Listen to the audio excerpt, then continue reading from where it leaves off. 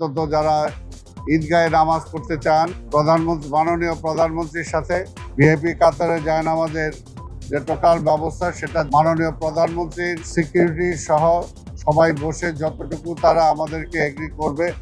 মহিলাদের জন্য আলাদা প্রবেশ পথ এবং নামাজের ব্যবস্থা থাকবে এবং সর্বোপরি একটা নিরবিচ্ছিন্ন নিরাপত্তার ব্যবস্থা এখানে থাকবে। যে জাতীয় ঈদগাহ নামাজের যে প্রস্তুতি, আপনাদেরকে নিয়ে আমি দেখার জন্য এসেছি এখানে।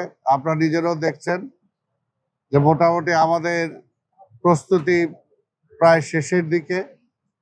আমরা আশা করি যে আর যে 2-1 দিন সময় আছে, এর মধ্যে আমরা সম্পূর্ণভাবে প্রস্তুতি গ্রহণ করতে পারবো এবং আশা করি যে আল্লাহর রহমতে ভালো দিন থাকবে। সেদিন বৃষ্টি থাকবে না, সেটাও আল্লাহর কাছে কামনা বাক্যে চাই। এবং সেদিন যাতে ঢাকা শহরের মানুষ, বেশিরভাগ মানুষ অন্তত যারা ঈদগাহে নামাজ পড়তে চান, মাননীয় প্রধানমন্ত্রীর সাথে তারা সেদিন সমবেত হবেন। আমাদের এটা চাঁদ দেখার উপরে নির্ভর করে, আপনারা নিজেরাই জানেন।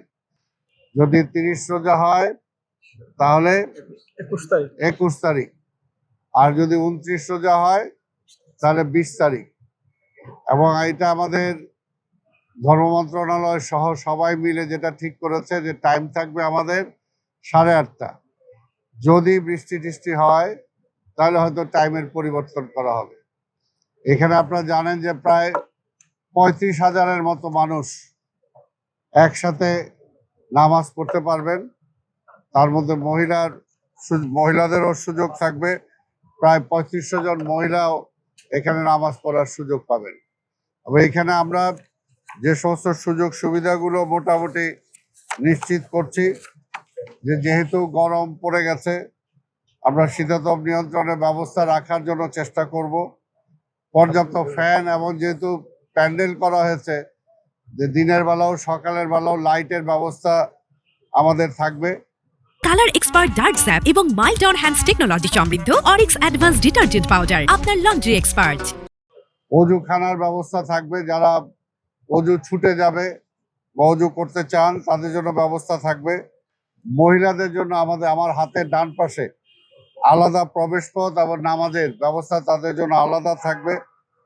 খাবারের পানির ব্যবস্থা আমরা এখানে রাখবো, যদি পানি তেষ্টা পায়, কারণ রোজার শেষ, সেই সময় মানুষের কিছুটা পানির তেষ্টা পেতেই পারে। পানির ব্যবস্থা আমরা রাখবো। আর ভিআইপি কাতারের জন্য, যেটা আপনারা সচরাচর সবসময় দেখে এসেছেন, ভিআইপি কাতারে জায়নামাজের যে টোটাল ব্যবস্থা, সেটা যতটুকু আমাদের মাননীয় প্রধানমন্ত্রীর সিকিউরিটি সহ সবাই বসে যতটুকু তারা আমাদেরকে এগ্রি করবে ততটুকু আমরা সেখানে ব্যবস্থা করব।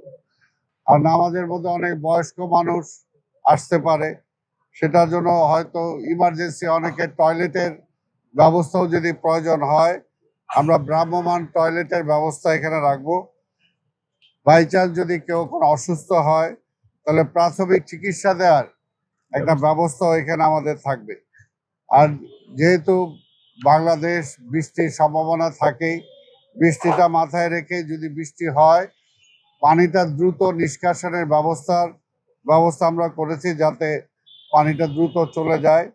এবং বৃষ্টির পানি নিরোধক শামিয়ানার ব্যবস্থাও আমরা করেছি। নামাজের জন্য যাতে সবাই একটু শান্তিপূর্ণভাবে নামাজ পড়তে পারে, সুন্দরভাবে পড়তে পারে, সেটার জন্য টোটালটাকে আমরা কার্পেটের ব্যবস্থা করব। এবং সর্বোপরি একটা নিরবিচ্ছিন্ন নিরাপত্তার ব্যবস্থা এখানে থাকবে। এবং আমরাও আশা করব যে সমস্ত জনগণ যারা এখানে নামাজ পড়তে আসবেন, তারা আমাদের ট্রাফিক যে সিগন্যাল যেটা দেওয়া হবে, কোন দিক দিয়ে তারা আসবেন, কোন পর্যন্ত গাড়িগুলো থাকবে, সেগুলো আগের দিন ট্রাফিক থেকে জানিয়ে দেওয়া হবে। আমরা আশা করব যে জনগণ সেই ট্রাফিকটা ফলো করবেন, তাতে অন্তত আমরা সুশৃঙ্খলভাবে, নিশ্চিন্তভাবে আমরা নামাজ আদায় করতে পারবো বলে অন্তত আমরা বিশ্বাস করি। এবং স্বাভাবিকভাবে সবকিছুর বিনিময়ে লাস্টে আমাদের ফায়ার সার্ভিসের ব্যবস্থাও থাকবে। আল্লাহ না করুক যাতে কোনো কিছু না হয়, তারপর সেই ব্যবস্থাটা রাখা আমাদের প্রয়োজন। তা আমি ইতিমধ্যে আমাদের নবনির্বাচিত মাননীয় প্রধানমন্ত্রী দেশনায়ক তারেক রহমানকে আমি দাওয়াত দিয়েছি, উনি অ্যাকসেপ্ট করেছেন, উনি আমাদের সাথে এই ঈদগাতে উনি নামাজ পড়বেন।